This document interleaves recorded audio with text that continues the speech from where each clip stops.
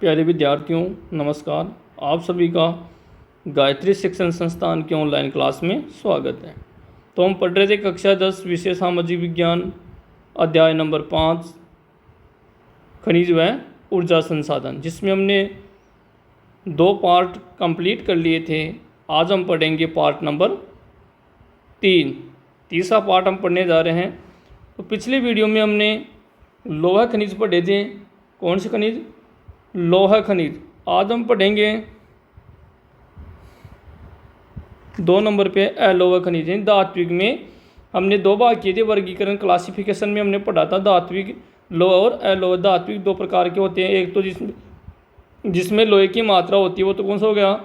लोहा धातु प्रधान धात्विक खनिज। हो जिसमें लोहे का अंश नहीं होता, वो कौन सा हो गया? अलोहा। तो आज हम पढ़ेंगे अलोहा खनिज।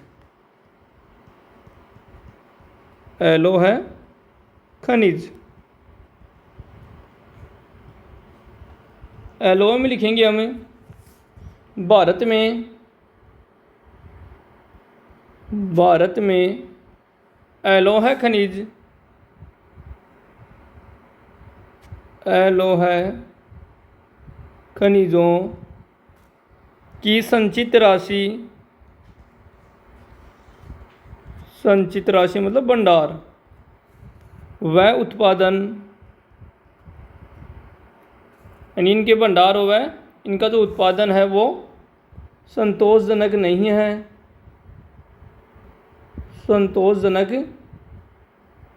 है। अर्थात जो अलोहा खनिज है उनके भंडार कम है भारत में। नहीं, संचित राशि नहीं, एक तरह से भंडार हो गया, वो कम है। वह उत्पादन है उनका, वो भी संतोषजनक नहीं है। ये खनिज फिर भी आगे लिखेंगे, फिर भी यानी उत्पादन भी कम होता है और भंडार भी क्या है अलोहा खनिज के बाद में कम है। फिर भी ये खनिज जिनमें तांबा, अब देखो तांबा है, सोना है, ये किस में आएंगे? अधात्विक में। कौन से आएंगे?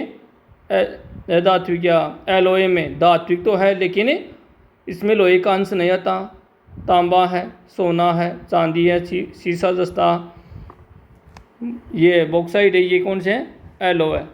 ठीक है, धात्विक तो है लेकिन एलो है। तो तांबा हो गया, बॉक्साइट हो गया, बॉक्साइट, सीसा व सोना आते हैं। सोना इसमें शामिल है, क्योंकि आप देखो तांबा है, बॉक्साइट है, सीसा है, सोना है, ये सब एलो है। मतलब इसमें धातु तो है लेकिन ये लोहे का अंश नहीं होता, इसमें लोहांश नहीं पाया जाता। आगे लिखेंगे धातु शोधन, यानी धातु को क्या करना? साफ करना। रिफाइनरीज में होता है ये। इंजीनियरिंग व विद्युत उद्योगों में, वह विद्युत यानी इलेक्ट्रिसिटी में, विद्युत उद्योगों में महत्वपूर्ण भूमिका निभाते हैं। महत्वपूर्ण भूमिका निभाते हैं कौन? अलोहा खनिज। ये जो अलोहा खनिज है उसमें देखो अलोहा खनिज जिसमें तांबा आ गया, बॉक्साइट आ गया, सीसा जस्ता और सोना आ गया, ये क्या है? धातु शोधन में, इंजीनियरिंग उद्योग और विद्युत उद्योगों में क्या करते हैं? महत्वपूर्ण भूमिका निभाते, अपना रोल अदा करते हैं। अब देखो इसमें अलोहा की सामान्य जानकारी हो गई कि इसके भंडार भी कम और उत्पादन भी संतोषजनक नहीं है। फिर भी अब हम इसमें तांबे के बारे में और बॉक्साइट 2 के बारे में विस्तार से चर्चा करेंगे। तो पहला हम पढ़ेंगे तांबे के बारे में, उसके गुण पढ़ेंगे और तांबा किस किस काम में आता है, इसका उपयोग कहाँ होता है, किस कारण से होता है, ये हम अलोहा खनिज में पढ़ने जा रहे हैं। आगे देखो, ये हम बॉक्साइट वाला आएगा तब समझ लेंगे मैप। इससे आगे चलते हैं हम। बॉक्साइट खदान है, ये भी नंबर 4 पे देखते हैं। देखो अब नंबर 1 तांबा। एलओए का पहला, एलओए का पहला, इसमें लिखेंगे हम एलओए में लिखेंगे हम तांबा। इसमें देखो तांबा कौन सा है, धात्विक खनिज तो है लेकिन कौन सा है, एलओए। इसमें लोहे का अंश नहीं होता, इसमें लिखेंगे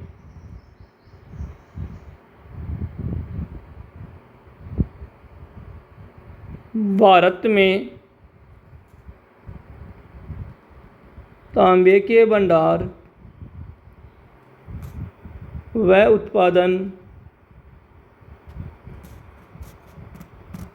न्यून है, न्यून यानी कम, या न्यून यानी कम। तो तांबे के भंडार व उत्पादन दोनों ही क्या है, कम है।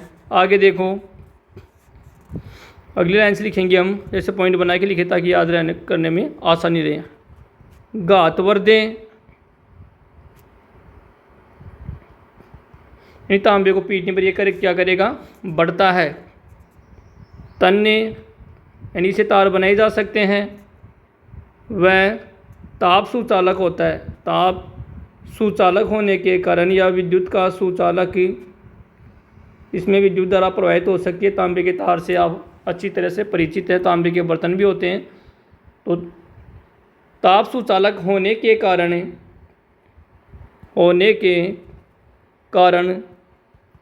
तांबे का उपयोग बिजली के तार यानी इलेक्ट्रिसिटी में काम आता है। ये तार बनाने इलेक्ट्रॉनिक्स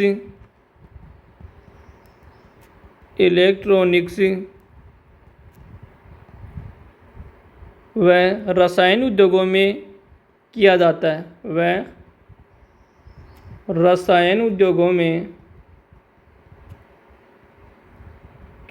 है, तो देखो प्रश्न क्या बनेगा कि तांबे का उपयोग बताइए या तांबे का गुण बताइए। तांबा घातवर्धे होते हैं यानी ये बढ़ता भी है, इससे तार बनाए जा सकते हैं। तन्य मतलब इससे तार बनाए जा सकते हैं और विद्युत का सुचालक होती है, उनके गुण हो गए। इसी गुण के कारण तांबे का उपयोग किसमें किया जाता है, बिजली के तार बनाने में तांबा काम में आता है। जो मोटर वगैरह होती है उसमें देखते हैं तांबा काम में लिया जाता है। इलेक्ट्रॉनिक्स व रासायनिक उद्योगों में भी ये काम में लिया जाता है। तो प्रश्न, छोटा प्रश्न क्या बनेगा, तांबे का उपयोग बताइए। ठीक है, अब देखो ये तो गए इसका उपयोग। अब पढ़ेंगे हम तांबा उत्पादक राज्य या क्षेत्र। इसी में हेडिंग डालेंगे हम तांबा उत्पादक राज्य या क्षेत्र। वही पढ़ रहे हम, तांबा ही पढ़ रहे, लेकिन इसमें हमने अलग से पॉइंट बना लिया क्योंकि प्रश्न बड़ा पूछे कि एलॉय खनिजों का वर्णन कीजिए। तो आपको क्या करना है, ये दोनों लिखना है, लोहा और एलॉय है उसमें तांबा लिखना है, बॉक्साइट मन से लिखना है। दो का वर्णन दिए कि तांबे दो का वर्णन हम कर देंगे। यही यहाँ से अगर मान लो छोटा प्रश्न बनता है तो क्या पूछेगा, एक तो हमने उपयोग पूछ लिया, एक नंबर का क्वेश्चन आ गया तांबे का उपयोग बताइए, तो ये आ गया। अब इसमें पूछा सर तांबा उत्पादक राज्य या क्षेत्र कौन से हैं, फिर आपको तांबे का उपयोग नहीं बताने, वो कौन सा पूछा है, उत्पादक राज्य मतलब तांबा भारत में कहाँ कहाँ पाया जाता है या कहाँ कहाँ उसका उत्पादन किया जाता है। तब आपको ये लिखना है जो मैं लिखाने जा रहा हूँ। तो इसमें एक तो मध्य प्रदेश, एक झारखंड और एक राजस्थान, तीन ही राज्य याद रखने हैं। तो इसमें लिखेंगे हम मध्य प्रदेश की बालाघाट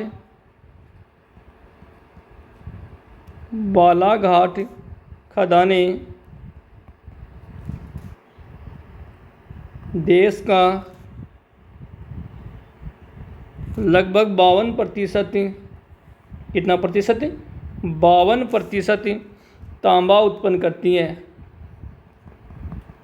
तांबा उत्पादन करती है। अब देखिए भारत में सबसे ज़्यादा जो तांबा है वो कहाँ उत्पादित होते हैं, मध्य प्रदेश में। कौन सी खान, बालाघाट। ना, ये काफ़ी इंपॉर्टेंट क्वेश्चन है ये। कि तांबा मध्य प्रदेश में निकाला जाता कौन सी खान से? बालाघाट। कौन सी? बालाघाट खदान से। देश का लगभग 52%। और खान कौन सी?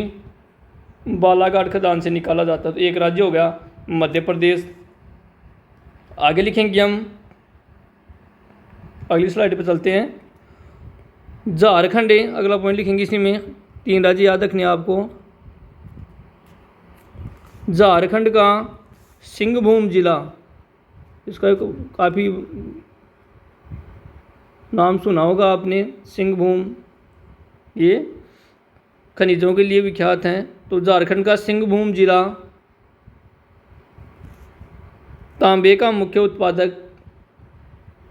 तांबे का मुख्य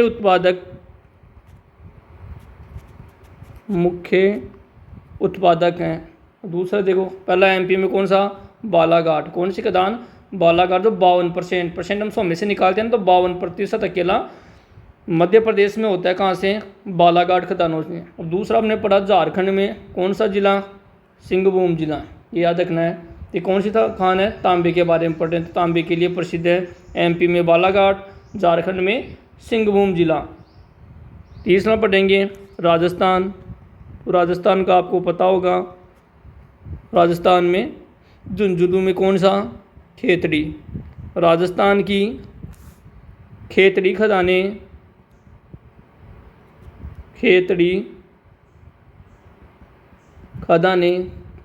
झुंझुनू में खेतड़ी का है खदानें भी तांबे के लिए प्रसिद्ध हैं। तांबे के लिए प्रसिद्ध है। ऐसे देखो 3 लाइन में ये पूरा कंप्लीट हो गया तांबा। इसमें गुण भी आ गए, उत्पादक राज्य भी हमने पढ़ लिए। तो पहला हमने पढ़ा एमपी, दूसरा कौन सा पढ़ा? दूसरा हमने पढ़ा झारखंड। एमपी में बालाघाट 52% याद रखेंगे। झारखंड में सिंहभूम जिला, ये जिला काफ़ी इम्पोर्टेंट है। झारखंड में सिंहभूम जिला ये किसके लिए? तांबे के लिए जाना जाता है। फिर तीसरा अपना राजस्थान में आपने खेतड़ी, जो झुंझुनू जिले में स्थित है, अब नाम सुना होगा, खेतड़ी खदान जो झुंझुनू में, ये भी तांबे के लिए प्रसिद्ध है। तो 3 हो गए, मध्य प्रदेश, झारखंड और राजस्थान। ये 3 याद कर लेंगे तो आपको तांबा याद हो जाएगा। ठीक है। अब उपयोग हमने पढ़ लिया। तांबे का उपयोग किस में होता है? बिजली के तार बनाने में। वैसे तो देखो, जो विद्युत का सुचालक होता है सबसे ज़्यादा चांदी होती है, लेकिन चांदी क्या है? महंगी होती है। इसलिए चांदी के महंगी होने के कारण उसके विकल्प के रूप में तांबे का उपयोग किया जाता है। तांबे का उपयोग किया जाता है। अब देखो नंबर 2 पे पढ़ेंगे हमने। एलोहे का पहला पढ़ लिया तांबा, अब पढ़ेंगे एलोहे का दूसरा। एलोहे का सेकंड पढ़ेंगे बॉक्साइट। कौन सी धातु? बॉक्साइट। ये कौन सी है? एलोहे पढ़ रहे हैं। ये भी कौन सी है? धातु तो है लेकिन एलोहे। देखो इसमें लिखेंगे हम, अनेक अयस्कों में, जो कच्ची धातु उसको हम क्या बोलेंगे? अयस्क। हमने कल भी पढ़ा था ये। अनेक अयस्कों में एल्यूमिनियम पाया जाता है।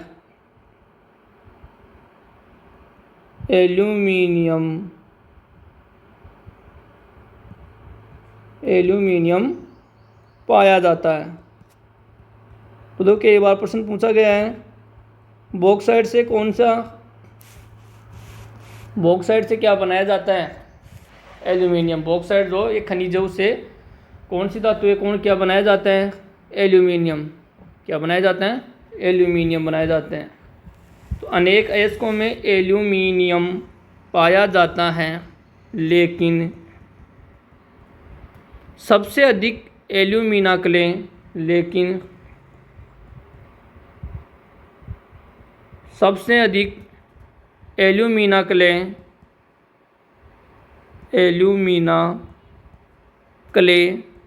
CLAY जैसे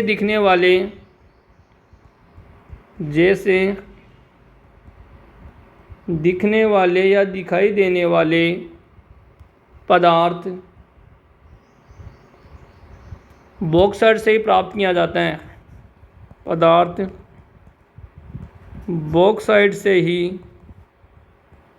प्राप्त किया जाता है, प्राप्त किया जाता है।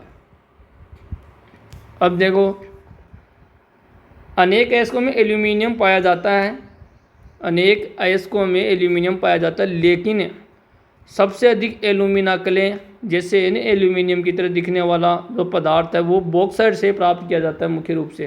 तो एल्यूमिनियम से या बॉक्साइट जो खनिज, उससे क्या प्राप्त किया जाता है? एल्यूमिनियम। ऐसा प्रश्न पूछते हैं, ठीक है। आगे लिखेंगे इसी में हम, बॉक्साइट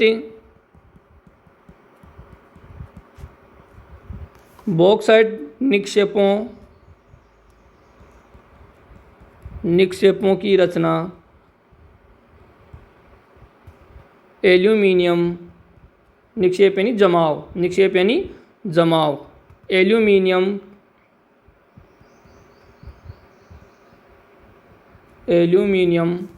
सिलिकेटों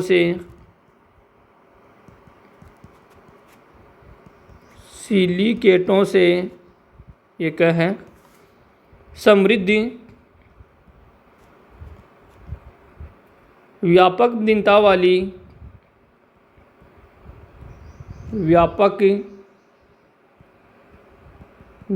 वाली चट्टानों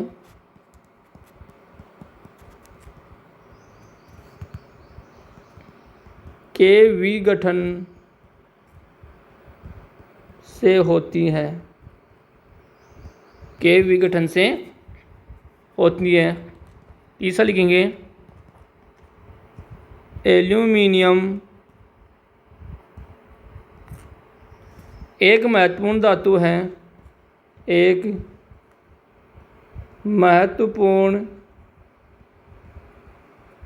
धातु है, क्योंकि, अब देखो क्यों है, क्योंकि यह लोहे जैसी शक्ति के साथ साथ, यह लोहे जैसी शक्ति के साथ साथ यानी ये सुदृढ़ होती हैं। क्या होती हैं? सुदृढ़ होती है, लोहे की तरह मजबूत होती हैं। लोहे जैसी शक्ति के कारण, शक्ति के साथ साथ अत्यधिक हल्का, अत्यधिक मतलब बहुत अधिक, यानी बहुत अधिक, अत्यधिक हल्का, वह सुचालक भी होता है, वह सुचालक भी होता है। अर्थात इसमें तांबे की तरह विद्युत धारा आसानी से प्रवाह हो सकती है, यानी ये विद्युत का क्या है? सुचालक है। क्या है? सुचालक हैं। और इसकी सबसे बड़ी विशेषता क्या है? ये लोहे की जैसे सुदृढ़ होने के साथ साथ क्या है? अत्यधिक यानी बहुत ज़्यादा या बहुत अधिक क्या है? हल्का। ये सब इसकी बहुत बड़ी विशेषता है। ये एल्यूमिनियम जो किससे प्राप्त होता है? कौन से खनिज से? एल्यूमिनियम तो धातु है। एल्यूमिनियम क्या एक धातु है जो कौन से खनिज से प्राप्त होती है? सब प्रश्न ही पूछ सकते हैं। बॉक्साइट से या बॉक्साइट खनिज से कौन सी धातु प्राप्त की जाती है? एल्यूमिनियम। दोनों तरह से आप याद रखेंगे। और ये महत्वपूर्ण क्यों है? क्योंकि लोहे की तरह सुदृढ़ होती है, उसके साथ ही हल्की भी होती है और विद्युत की सुचालक भी होती है तांबे की तरह। इसमें अत्यधिक, आगे देखो, इसमें अत्यधिक यानी बहुत ज़्यादा या बहुत अधिक घातवर्ध्यता, यानी ये पीटने पर ये क्या होती है? बढ़ती है। तांबे की तार की तरह उसको बढ़ाया जा सकता है। घातवर्ध्यता भी पाई जाती है, ये तांबे की तरह, ये तांबे की तरह इसकी विशेषता है। अब देखो, उत्पादक राज्य हैं। अगले प्रश्न में देखेंगे हम, बॉक्साइट पढ़ रहे हैं हम, तो इसी में पॉइंट बना लेंगे हम। बॉक्साइट उत्पादक क्षेत्र या राज्य। अब देखो, बॉक्साइट कहाँ कहाँ पाया जाता है वो लिख लेंगे हम। तो भारत में बॉक्साइट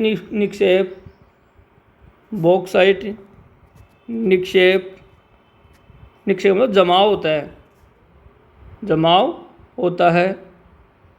मुख्य रूप से अमरकंटक जो मध्य प्रदेश में, अमरकंटक कहाँ है, मध्य प्रदेश से, जहाँ से जो नर्मदा नदी निकलती है। अमरकंटक पठार एमपी में, कहाँ है, एमपी में, मध्य प्रदेश में।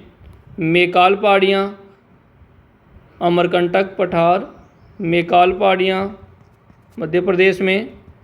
मेकाल पहाड़ियाँ, मेकाल पहाड़ियों व बिलासपुर, बिलासपुर कटनी, कटनी भी एमपी में ही है, के पठारी प्रदेश में पाए जाते हैं। कटनी के पठारी प्रदेश में पाए जाते हैं, पाए जाते हैं। तो उत्पादक क्षेत्र हो गए। भारत में बॉक्साइट के निक्षेप या उसकी खानें, निक्षेप में जो ज़मीन में जो उसका जमाव होता है, उसकी खान होती है, वो मुख्य रूप से कहाँ है, अमरकंटक के पठार में पाया जाता है बॉक्साइट। अमरकंटक का पठार, मेकाल की पहाड़ियाँ व बिलासपुर कटनी के पठारी प्रदेशों में पाया जाता है। ये सब कहाँ है, मध्य प्रदेश में। कहाँ है, मध्य प्रदेश में। दूसरी लाइन में लिखेंगे हम, उड़ीसा भारत का सबसे बड़ा, जैसे हमने मैग्नीज पढ़ा था कल, मैग्नीज का सबसे बड़ा उत्पादक राज्य कौन सा उत्पादन करने वाला, उड़ीसा है। और बॉक्साइट का भी कौन सा है, उड़ीसा। तो ओडिशा कहते हैं इसको, ओडिशा या ओडिशा, वर्तमान में इसका नाम क्या हो गया, उड़ीसा से ओडिशा। ओडिशा भारत का सबसे बड़ा बॉक्साइट उत्पादक राज्य है, उत्पादक राज्य है। इसके अनुसार 2016-17 के अनुसार, 2016-17 के अनुसार यहाँ कोरापुट ज़िले में, अब जो राजस्थान में सीकर ज़िला है, जयपुर ज़िला है, उसी ओडिशा का एक ज़िला है कोरापुट। कौन सा, कोरापुट ज़िले में। अब ज़िले में जो जगह का नाम दिया है पंचपतमाली, पंचपतमाली निक्षेप राज्य के सबसे महत्वपूर्ण निक्षेप, यानी वहाँ ज़मीन में पाए उनका जमाव, निक्षेप राज्य के सबसे महत्वपूर्ण, सबसे महत्वपूर्ण बॉक्साइट निक्षेप है, बॉक्साइट निक्षेप है। अब देखो ये अपना दोनों कंप्लीट हो गए। अब हम इसको बैक करके थोड़ा समझ लेते हैं।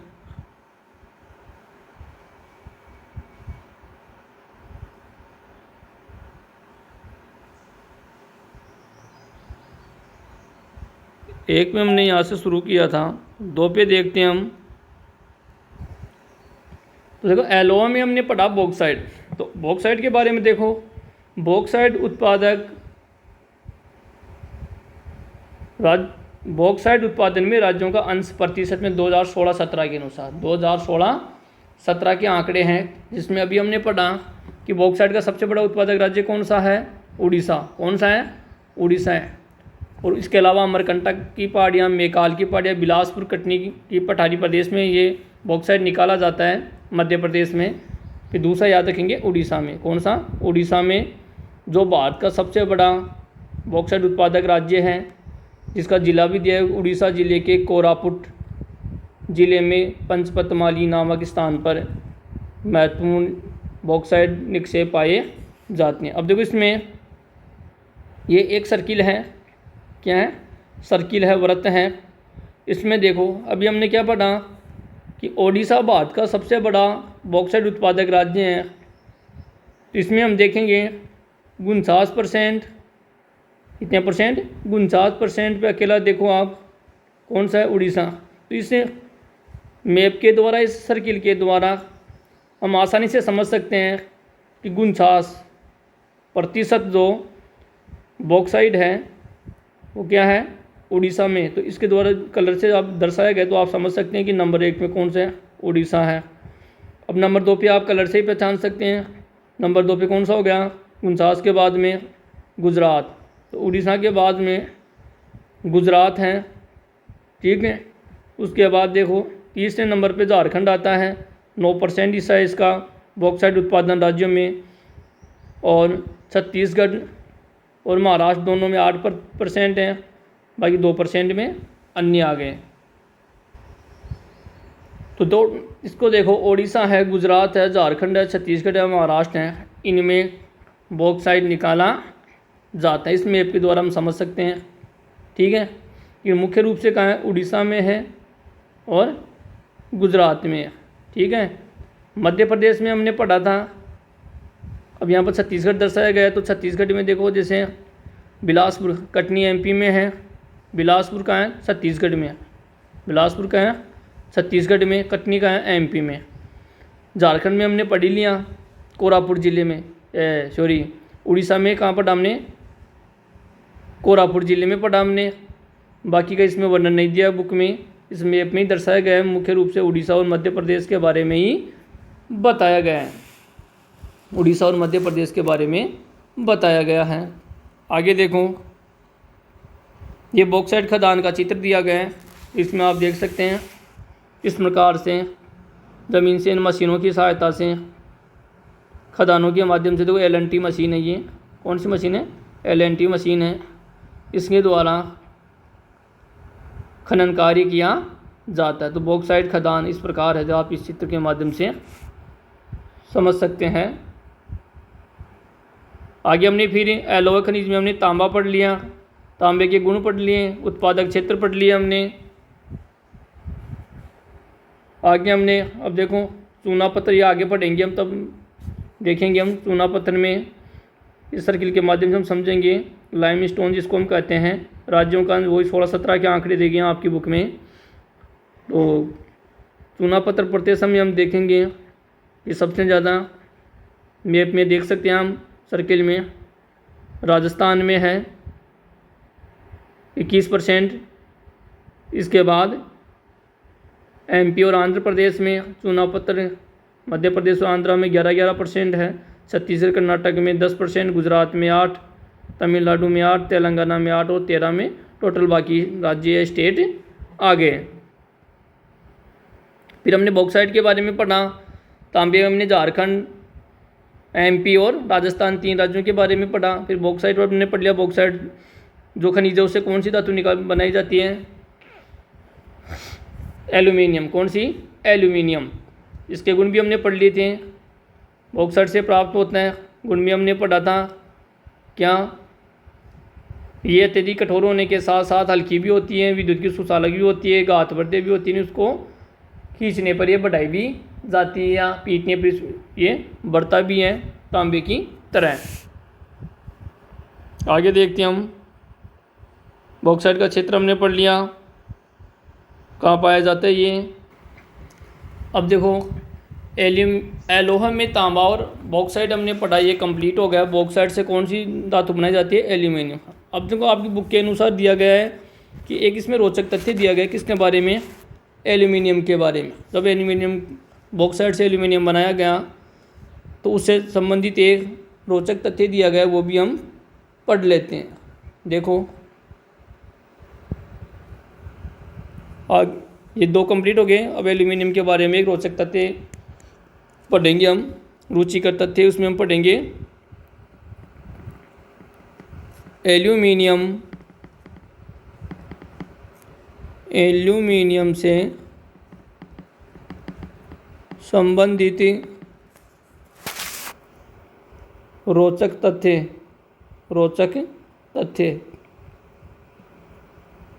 यानी एक रुचिकर तथ्य।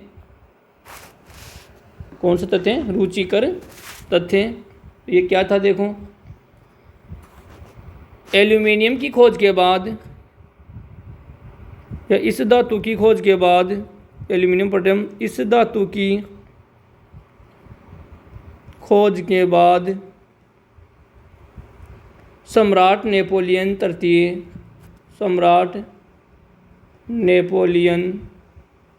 तृतीय, कौन सा? तृतीय, तीसरे नंबर का अपने कपड़ों पर एल्यूमीनियम से बने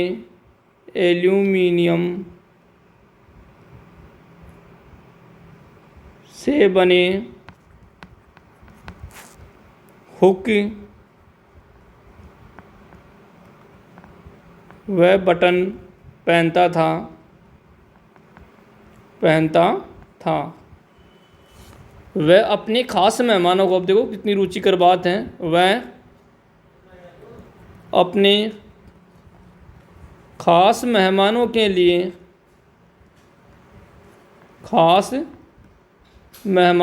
लिए या मेहमानों को एल्यूमीनियम से बने बर्तनों में भोजन कराता।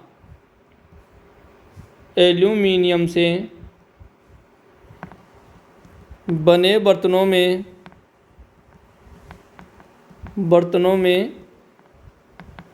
भोजन करवाता। जैसे हम पढ़ते हैं कि जैसे राजा महाराजा हुआ करते थे, वो सोने चांदी के बर्तनों में भोजन करते, ऐसा सुनते हैं ना हम। तो उसी प्रकार अब देखो ये बॉक्साइट जो धातु थी एल्यूमिनियम,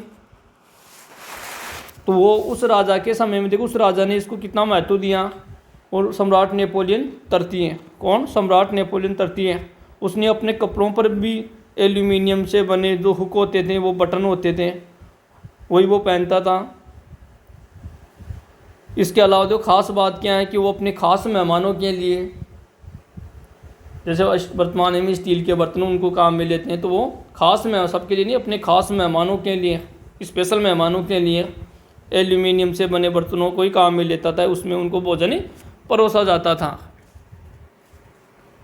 तथा आम मेहमानों को, अब देखो, तथा आम मेहमानों को यानी नॉर्मल आम मेहमानों या सामान्य आम मेहमानों को सोने व चांदी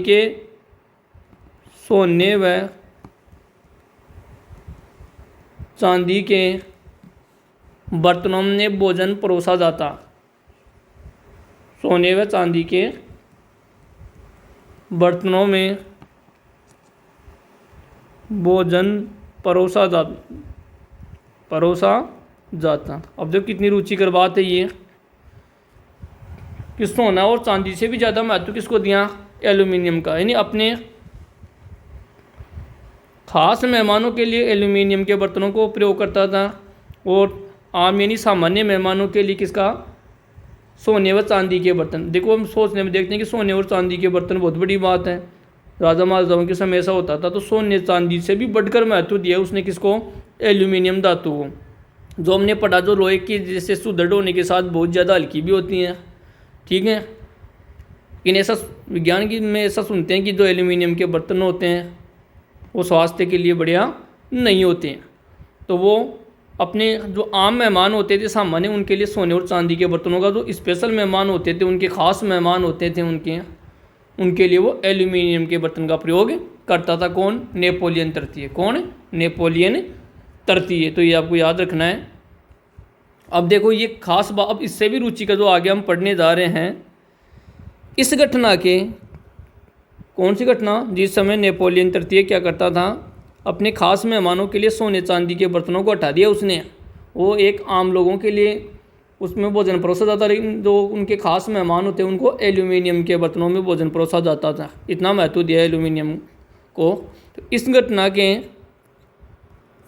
बाकी हमने सुना है कि सोने चांदी के बर्तनों में भोजन परोसा जाता था, तो लेकिन उन्होंने सोने चांदी के बर्तनों को खास मेहमानों के लिए हटाकर एल्यूमिनियम का प्रयोग किया। तो इस घटना के 30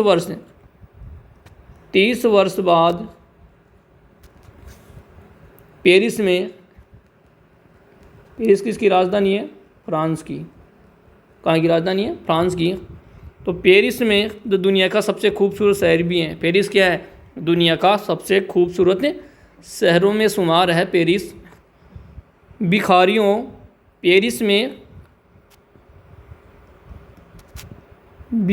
के पास एल्यूमिनियम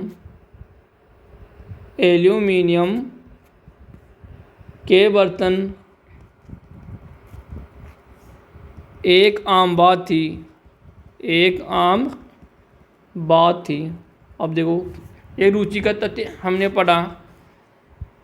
वास्तव में ये रुचिकर है। आप देख सकते हैं कि इस धातु की खोज के बाद यानी जब बॉक्साइट से एल्यूमिनियम बनाया गया तो इसको एक सम्राट नेपोलियन तृतीय ने, जिसका नाम आपने सुना होगा, उसने अपने कपड़ों पर जो एल्यूमिनियम से बने हुक व बटन ही वो पहनता था, वही लगवाता था वो।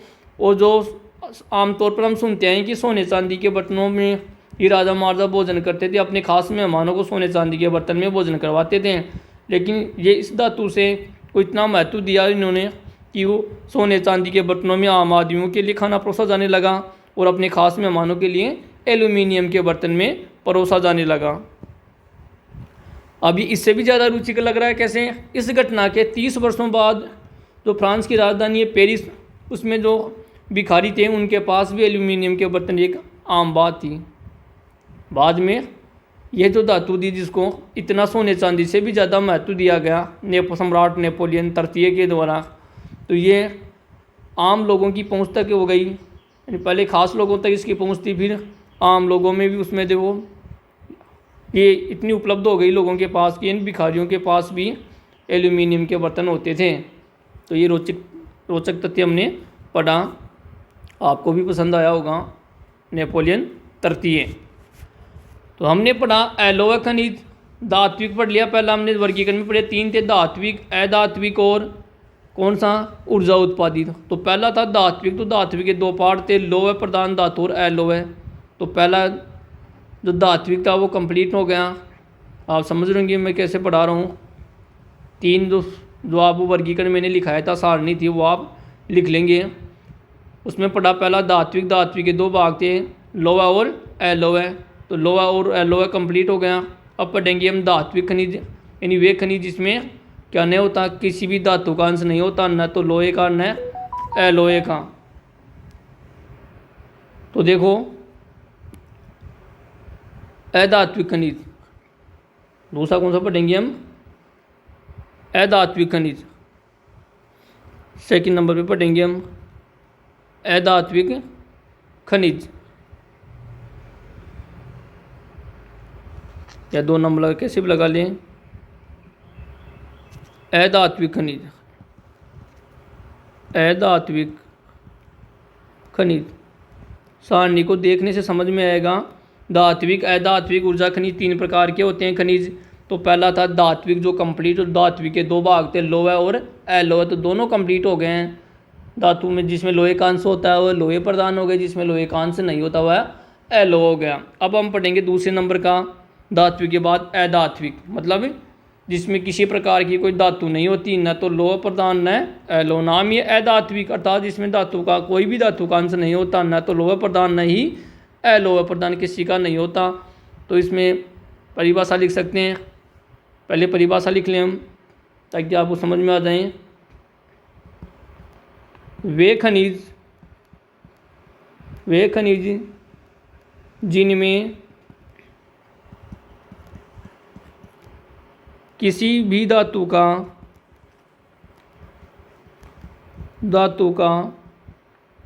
अंश नहीं पाया जाता है, अधात्विक खनिज कहलाते हैं। अधात्विक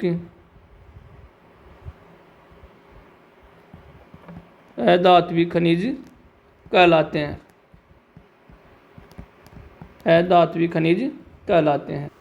तो देखो अधात्विक कौन से हैं, जैसे उदाहरण भी लिख लेते हैं यहाँ पर हम। जैसे अधात्विक में अभ्रक, नमक, तो सारणी में हमने लिखा था नमक है, चूना पत्थर है, लाइमस्टोन चूना पत्थर, बलुआ पत्थर, संगमरमर,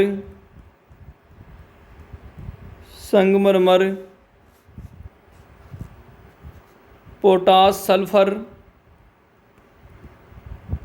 व सल्फर, ये कौन से हैं, अधात्विक। यानी इसमें किसी भी धातु का अंश नहीं पाया जाता, किसी भी धातु का अंश नहीं पाया जाता है, नहीं जिसमें धातु है ही नहीं, अधातु मतलब किसमें किसी धातु है ही नहीं, तो उसको उदाहरण पढ़ेंगे अब्रक है, नमक है, चूना पत्थर है, बलुआ पत्थर है, संगमरमर है, पोटास है, सल्फर है। ये उसके उदाहरण हो गए। तो आपसे छोटा प्रश्न पूछा जा सकता है धात्विक खनिज से आप क्या समझते हैं, उसके उदाहरण लिखिए। तो उदाहरण आप जरूर लिखेंगे।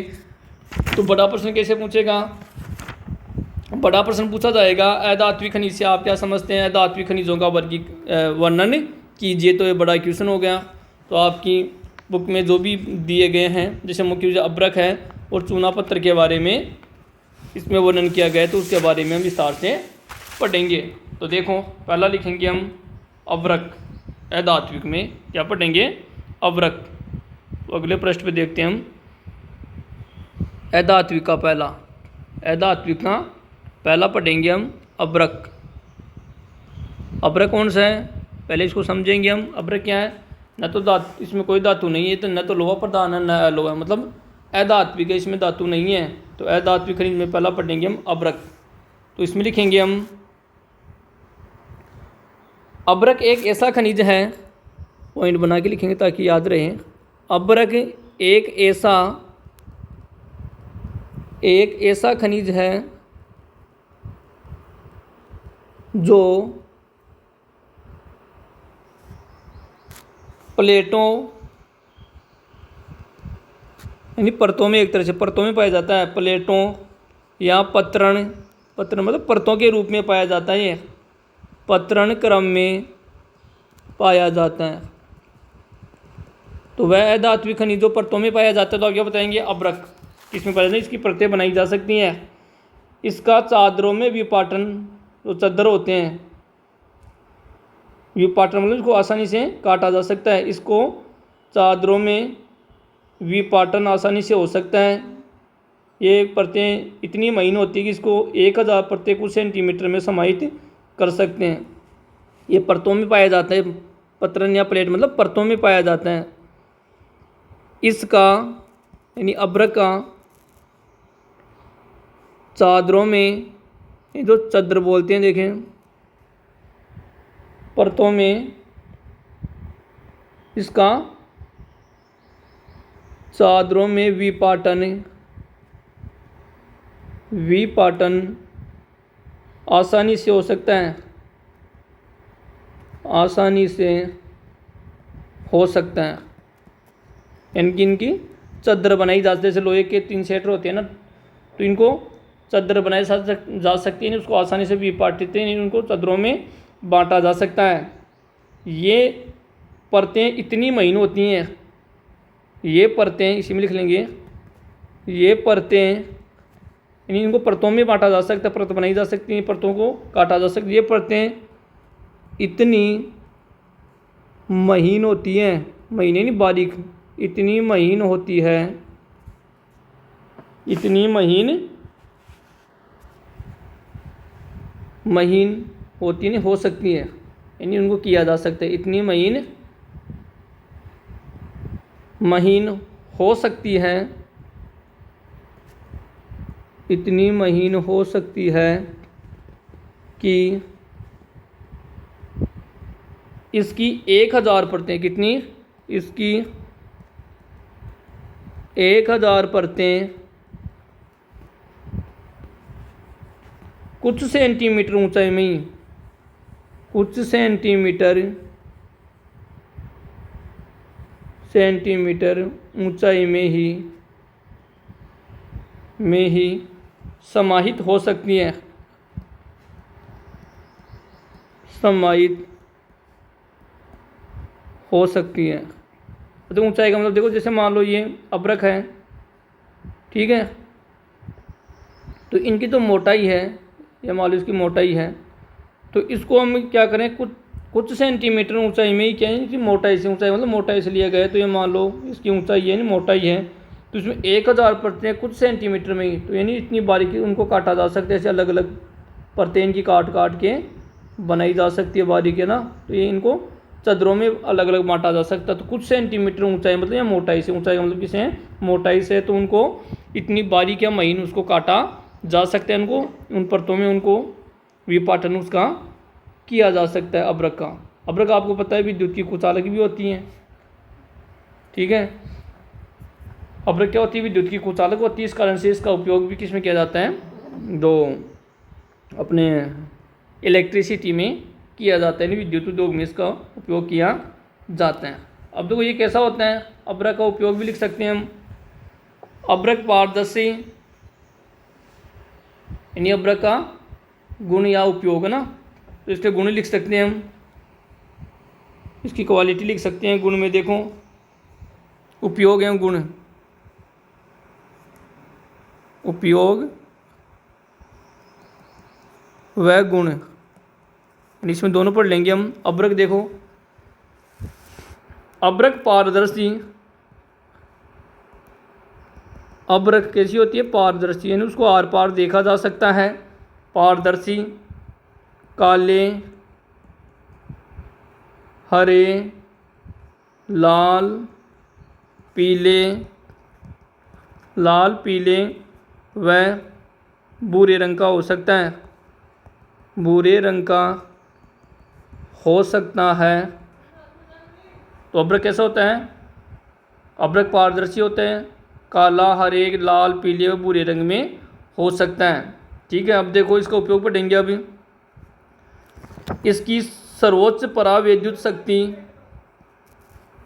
अगला पॉइंट बना के लिखेंगे, इसकी सर्वोच्च यानी सबसे ऊपर, सर्वोच्च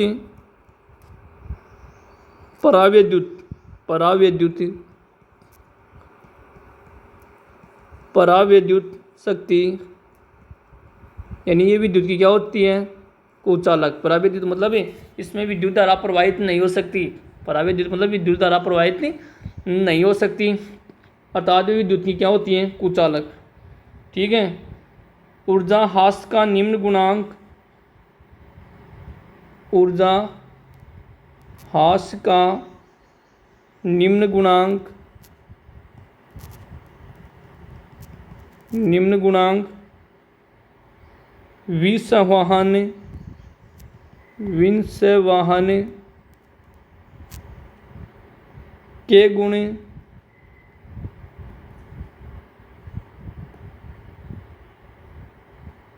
के गुण व उच्च वोल्टेज की, उच्च यानी हाई वोल्टेज, उच्च वोल्टेज की, उच्च वोल्टेज की प्रतिरोधिता, यानी उच्च वोल्टेज की प्रतिरोधिता, यानी उच्च ताप पर भी पिघलती नहीं है।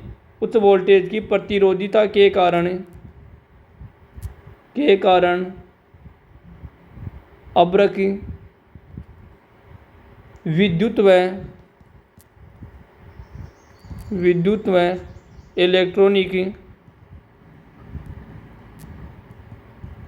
इलेक्ट्रॉनिक उद्योगों में प्रयुक्त होने वाले खनिजों में से एक है, खनिजों में से एक है। तो ये इनका गुण होगा कि ये जो अब्रक हैं, ये परतों में या परतरण क्रम या परतों में पाया जाता है। इनको चादरों में विभाजित किया जा सकता है। चादरों में ये इतनी महीन हो सकती है, इतनी बारीक हो सकती है, कुछ सेंटीमीटर मोटाई में ही 1000 जो क्या है वो चादरें समाहित या परतें समाहित हो सकती हैं। अब्रक काले, भूरे, पीले रंग का, लाल रंग का हो सकता है। और इसका विशेष गुण क्या है कि उच्च सर्वोच्च परावैद्युत या विद्युत का कुचालक भी लिख सकते हैं यहाँ पर। विद्युत का कुचालक होने के कारण तथा ऊर्जा हास्य का निम्न गुणांक, विसंवहन के गुण व उच्च वोल्टेज की प्रतिरोधिता, उच्च वोल्टेज पर ये पिघलता नहीं है, के कारण अब्रक विद्युत व इलेक्ट्रोसिटी, विद्युत में और इलेक्ट्रोसिटी उद्योगों में प्रयुक्त होने वाले खनिजों में से एक या प्रमुख खनिजों में से एक है। ये उसके गुण हो गए कि उसके अब्रक पारदर्शी होते हैं। जो वायुयान होते हैं उनकी खिड़कियाँ भी किससे बनाई जाती हैं? अब्रक से। वायुयान की खिड़कियाँ भी किससे बनती हैं? अब्रक से बनती हैं। अब हम लिखेंगे अब्रक उत्पादक राज्य या क्षेत्र, इसमें अलग पॉइंट बना लेंगे। वही अब्रक ही चल रहा है तो प्रश्न अलग से भी पूछ सकते हैं। छोटा प्रश्न अधात्विक खनिजों का वर्णन कीजिए, तब तो आपको सारा मन से ही लिखना है। लेकिन मान लो इसमें छोटा प्रश्न पूछ लिए अब्रक के गुण बताइए, तो आप ये बता देंगे अब्रक की किन किन रंगों में मिलता है, तो अब्रक काले, लाल, पीले, भूरे रंगों में पाया जाता है। अब इसमें प्रश्न बन सकता है कि अब्रक उत्पादक राज्य, अब्रक उत्पादक राज्य या क्षेत्र, यानी अब्रक किन किन भारत के किन किन राज्यों में पाया जाता है। तो इसमें लिखेंगे हम अब्रक के निक्षेप, अब्रक के निक्षेप या अब्रक छोटा नागपुर का पठार झारखंड में, कहाँ ये झारखंड, छोटा नागपुर का पठार, छोटा नागपुर का पठार के उत्तरी पठारी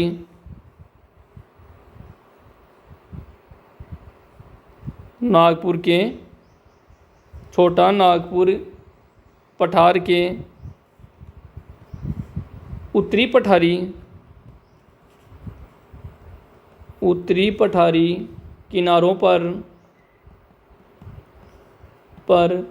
पाए जाते हैं, पाए जाते हैं। तो देखो अब्रक मुख्य रूप से छोटा नागपुर का पठार याद रखेंगे। फिर देखो अगली लाइन से लिखेंगे इसी में बिहार झारखंड, बिहार झारखंड जो राज्य है उसकी कोडरमा गया, कोडरमा गया बिहार का जिला है गया, हजारीबाग, हजारीबाग कहाँ है झारखंड में, हजारीबाग कहाँ है झारखंड में, गया कहाँ है बिहार में, हजारीबाग पेटी अग्रणी उत्पादक है, अग्रणी मतलब आगे या प्रमुख है, अग्रणी उत्पादक हैं। तो देखो पहला हो गया छोटा नागपुर के पठार के उत्तरी पठारी किनारों पर पाया जाता है, उत्तरी पठारी किनारों पर यानी ऊपर की तरफ, उत्तरी मतलब नॉर्थ साइड में। दूसरे बिहार व झारखंड में, छोटा नागपुर भी कहाँ है झारखंड में ही है, छत्तीसगढ़ में फैला हुआ है ये मुख्य रूप से झारखंड में ही है। और बिहार व झारखंड जो भारत का 28वां राज्य था झारखंड, तो बिहार व झारखंड उत्तर में बिहार और बिहार से कट के नया राज्य बनाया गया था, झारखंड 28वां राज्य है। बिहार व झारखंड की में कौन सी जगह कोडरमा, गया व हजारीबाग ये जिलों के नाम है, यहाँ पर ये पाया जाता है क्या अब्रक। अब देखो तीसरे नंबर पे पढ़ेंगे हम राजस्थान के मुख्य अब्रक उत्पादक क्षेत्र अजमेर के पास है, राजस्थान के मुख्य अब्रक उत्पादक क्षेत्र, अब्रक उत्पादक क्षेत्र कौन सा है अजमेर या अजमेर के आसपास, अजमेर के आसपास में है। आगे देखो आंध्र प्रदेश, राजस्थान के बाद में आंध्र प्रदेश जो पूर्वी किनारे पे है, तो आंध्र प्रदेश की अरब सागर की तरफ, आंध्र प्रदेश की नेल्लौर, आंध्र प्रदेश में कहाँ नेल्लौर, अब्रक पेटी, अब्रक पेटी